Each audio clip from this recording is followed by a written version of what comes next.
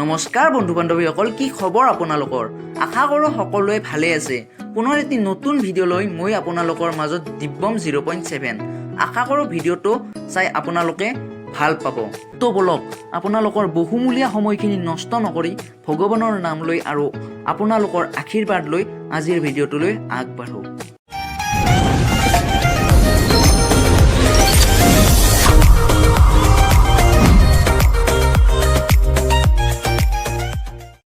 আজি আমি এখন এছামিজ শ্বৰ্ট ফিল্মৰ কথা পাতিম। মই প্ৰিন্স হাজৰিকাৰ ওপৰত বনোৱা এটা ভিডিঅ'ত কৈছিলোঁৱে, আৰু শুনিবলৈ পোৱা মতে প্ৰিন্স হাজৰিকা আত্মহত্যাটো দূৰৰ কথা, শ্বৰ্ট ফিল্মহে বোলে বনাই আছে। আৰু আজি আমি প্ৰিন্স হাজৰিকাই বনোৱা সেইখন শ্বৰ্ট ফিল্মৰে কথা পাতিম। হয় নেকি? বৰ ভাল কথা।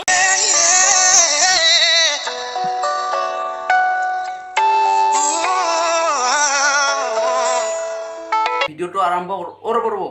প্ৰথমতে আমি টাইটেলটো চাই লওঁ। বিশ্বাস /বিশ্বাস Assamese short film based on true love story big fan prince Hazarika. আৰু শ্বৰ্ট ফিল্মখনৰ হিৰো হৈছে প্ৰিন্স হাজৰিকা। বাহ, প্ৰিন্স হাজৰিকাৰ কবিতাও লিখিছোন, মই আজিহে গম পালোঁ। তো বন্ধু বান্ধৱীসকল, প্ৰিন্স হাজৰিকাৰ সুমধুৰ কণ্ঠেৰে আমি কবিতাটো শুনো। পুৱাৰ বেলিৰ স্পৰ্শতাত প্ৰকৃতিৰ সকলো বস্তু যেনেদৰে পুনৰ সজীৱ হৈ উঠিছে, জীৱনত তুমি অহাৰ পৰা যি মৰহা ফুলেও সতেজ হৈ পৰিছে। প্ৰকৃতিৰ এই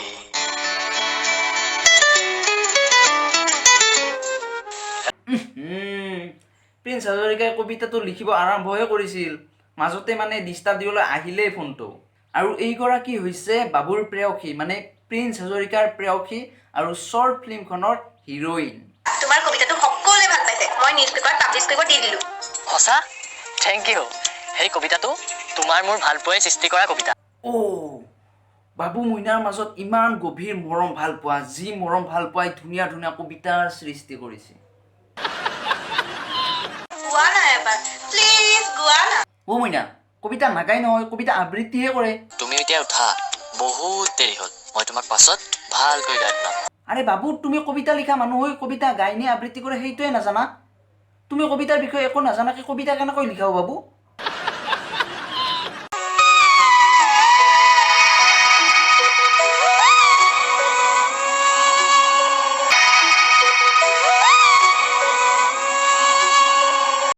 বাবু, স্কুটিখন ভালকৈ চলোৱা আকৌ। স্কুটিখন এনেকৈ চলালে বাবু মইনা দুয়োটা পৰি যাবা। কথাটো কি ভাবিলা? কি কথা? আমাৰ বিয়াৰ কথা কৈছো আকৌ। চাকৰি এটাও হোৱা নাই এতিয়ালৈকে, ঘৰৰ অৱস্থাও ইমান ভাল নহয়। তোমাৰ ঘৰতো কোনো পধ্যেই মানি নলয়, কাৰণ মোৰ কোনো চাকৰি নাই। তোমাক বিয়া পাতি খুৱাম কি, পিন্ধাম কি? ইউটিউব চেনেলটোত ভালদৰে ছাকচেছো হোৱা নাই এতিয়ালৈকে। বিজেপি চৰকাৰে টিকটকটোও বেন কৰি দিলে। এইফালে ইউটিউবেও মুজৰামীক কোনো পধ্যেই মানি নলয়। ইউটিউবত মুজৰামী কেনেকৈ কৰিম, লিপচিং কেনেকৈ কৰিম, কাৰণ ইউটিউবত কপিৰাইট ক্লেইম লাগে। মন মাৰি নাথাকিবাচোন। মন মৰা নাই অ'। তোমাৰ অবিহনে জীৱনটো কল্পনা কৰাই ভয় হৈ পৰিছে, যেন এনে লাগিছে জীয়াই থকা মৃতদেহ। এই কবিতা লিখা মানুহে কিনো কয় বুজিবকে নোৱাৰি। সেইটো হয় অৱশ্যে, কবিতা লিখা মানুহে কি কয় বুজিবই নোৱাৰে। কিন্তু এতিয়ালৈকে বাবুইচোন কবিতাটোৱে আবৃত্তি নকৰিলে। হ'ব ব'লা যাওঁ, বেছি দেৰি কৰিলে আকৌ তোমাৰ ঘৰত ডাউট কৰিব। যাওঁ ব'লা। আৰে, কবিতাটো আবৃত্তি নকৰাকৈ গুচি গ'লা যে। আৰু এইজন হৈছে শ্বৰ্ট ফিল্মখনৰ ভিলেইন, যিজনে দিনৰ দিনটো মদ ভাং চিগাৰেটৰ নিচাত উৰি থাকে। ৰশ্মি নহয়নে? হয়, লগত মিন্ময়। ধনী দেখি পতাই ল'লে, তাৰ অকাত কি আছে বে? ইমান দিনৰ পৰা মই ফ'ল' কৰি আছো, আজি মোৰ পৰা সি লৈ যাব, এয়া কোনো পধ্যেই হ'ব নেকি? মই ছোৱালীজনী ভাল নহয়, বুজিছ? তাইক যদি তই ডাইৰেক্ট ভাল পাওঁ বুলি কওঁ, তেতিয়া তোৰ সকলো ৰাস্তা বন্ধ হৈ যোৱা চান্স আছে। চ' বাদ দে তই এইবোৰ। এই গেমৰ পুৰণা খিলাৰী মই, গতিকে চাই থাক মই কি কৰোঁ। গেম? শ্বৰ্ট ফিল্মখনত কিবা খেলাও চলি আছে নেকি? নে প্ৰেমৰ কথা কৈছে? প্ৰেমৰ কথাই কৈছে, কাৰণ ভিলেইনবিলাকে এনেও প্ৰেমৰ লগত খেলি বিৰাট ভাল পায়।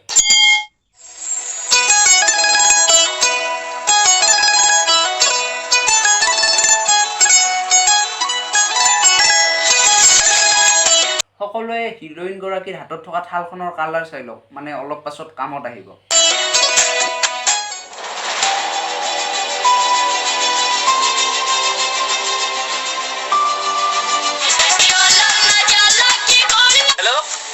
আৰু এইকেইটা হৈছে ভিলেইনৰ চামচা। আৰু এই দুজনে বাইকৰ ওপৰত বহি কাষত টিকটক কৰি আছে, মানে শ্বৰ্ট ফিল্মখন বনোৱা টাইমত টিকটক বেণ্ড হোৱা নাছিল না। হেল্ল' অঁ দোকানৰ ফোনতে বস্তা ফোন কৰিছে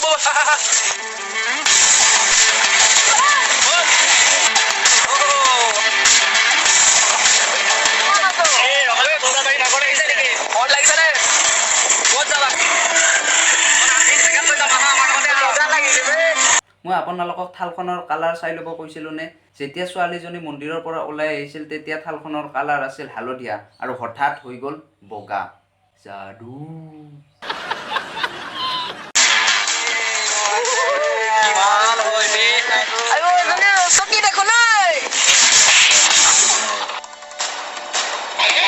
হঠাৎ ভিলেইনৰ এণ্ট্ৰি হিৰোৰ ৰূপত। বৰ্তমান ফ্ৰী আছো ব'লা তোমাক ড্ৰপ কৰি দিওঁ আৰে দাদাই মাইনাক ইমানজন ল'ৰাৰ পৰা বচালে আৰু মাইনাই দাদাক পাত্তাই নিদিলে বে। এনেকুৱা ছোৱালীক বচোৱাটোৱে ভুল।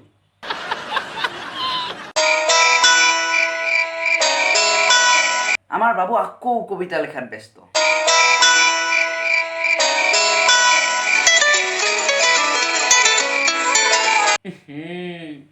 কবিতা লিখাৰ মাজত আকৌ ফোন।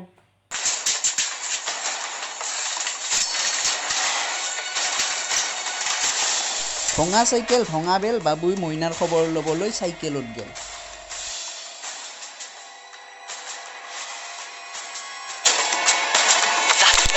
ইয়াত এক্সিডেণ্ট হৈছিলে নি? মোৰ মানে ফোন আহিছিলে। দাদা কওক না প্লিজ দাদা প্লিজ কওক না। ৰশ্মি অকল মোৰ হয়, তোৰ অকাত কি আছে বে? এইজন মহাপুৰুষক চাওক, শ্বৰ্ট ফিল্মতো টিকটকৰ টিচাৰ।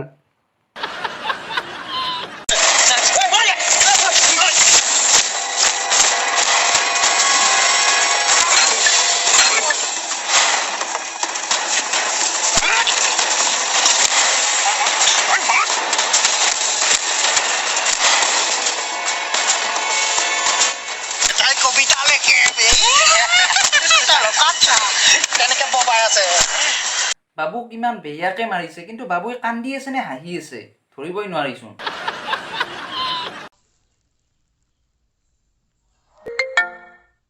হেল্ল' কোন? মই পাৰ্থ, তুমি অতি সোনকালে মিন্ময়হঁতৰ ঘৰলৈ আহা। সি কৰি আহিছে।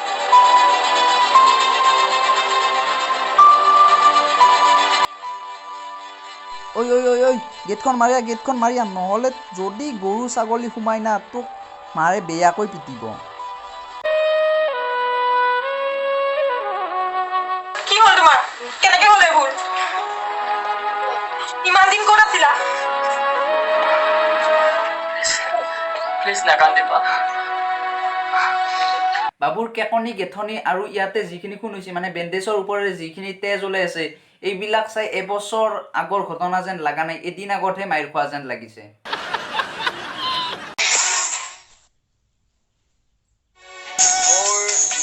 বাবুৱে মাইৰ খোৱাৰ এবছৰ পাছকলৈকে বাবুৰ একেবাৰে অৱস্থাই নাছিল, আনকি ইয়াতে যিটো বেণ্ডেজ আছিল বেণ্ডেজৰ ওপৰেৰে তেজ ওলাই আছিল। কিন্তু বাবুৱে যেতিয়া মইনাক লগ পালে, মইনাক লগ পোৱাৰ মাত্ৰ 6 মাহতে বাবু একদম চাক ঠিক হৈ গ'ল। আনকি ইয়াতে যিটো বেণ্ডেজ আছিল তাৰে খুন অলপ মানে চিন নোহোৱাই হৈ গ'ল। ইয়াকেই মৰম ভালপোৱা আৰু প্ৰেমৰ কেপাচিটি বুলি কয় কিজানি। মনত আছেনে এই কবিতাটো? তুমি আগতে বহুত গাইছিলা, ব'লা না এবাৰ গাওঁ। হয় মইনা, তুমি ঠিক কথাই কৈছা। মই তেতিয়াৰ পৰা কবিতাটো শুনাৰ কাৰণে 20 মিনিট বৰবাদ কৰি দিলোঁ, কিন্তু বাবু এতিয়ালৈকে কবিতাটোৱে শুনোৱা নাই। বহুত গাইছিলা, ব'লা না এবাৰ গাওঁ। মোৰ ভালকৈ মনত নাই নহয়। মোৰ আছে নহয়। মোৰ মিনতি তৰা হৈ যদি তোমাৰ আকাশ চুব, মোৰ এই গান যদি সুৰ হয়, তোমাৰ মনত ৰ'ব, তোমাৰ মনত ৰ'ব। তোমাৰ মনত ৰ'ব। হে কি কোৱা হে বাবু? এইটো তোমাৰ কবিতা? এইটো জয়ন্ত হাজৰিকাৰ চোন। মই আপোনালোকক আগতেও কৈছিলোঁ নে 98% টিকটকাৰ একো কাম নাই, বেলেগৰ ডাইলগ লিপচিং কৰিয়ে গোটেই জীৱন কটাই দিছে। যেতিয়া টিকটক বেণ্ড হৈছে তেতিয়া ইউটিউবত আহিছে আৰু ইউটিউবত এটা একাউণ্ট খুলি লৈ তাতে বেলেগৰ গান কবিতা উঠাই কিনে ভিডিঅ'ত লগাই দিছে আৰু নিজে লিখা বুলি লেভেল চেলিব্ৰিটিৰ লেভেল ফটাই আছে।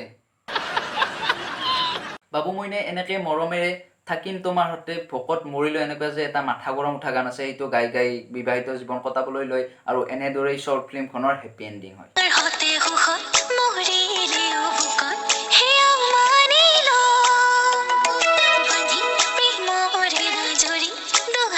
তো বন্ধু বান্ধৱীসকল ভিডিঅ'টো কেনেকুৱা পাইছে মোক কমেণ্ট কৰি জনাব আৰু প্ৰিন্স হাজৰিকাৰ কেইটামান ডায়াৰ ফেন্স আৰু কেইটামান ক্ৰাছে আহিটো মোক কমেণ্ট বক্সত ফালি যাব।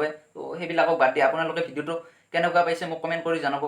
তো বন্ধু বান্ধৱীসকল পুনৰ এটি নতুন ভিডিঅ'ৰে আপোনালোকক লগ পোৱাৰ প্ৰতিশ্ৰুতিৰে আজিলৈ এইখিনি। ধন্যবাদ, জয় অসম। তো আজিলৈ আৰু দিয়ক, টাটা, বাই বাই, টাটা।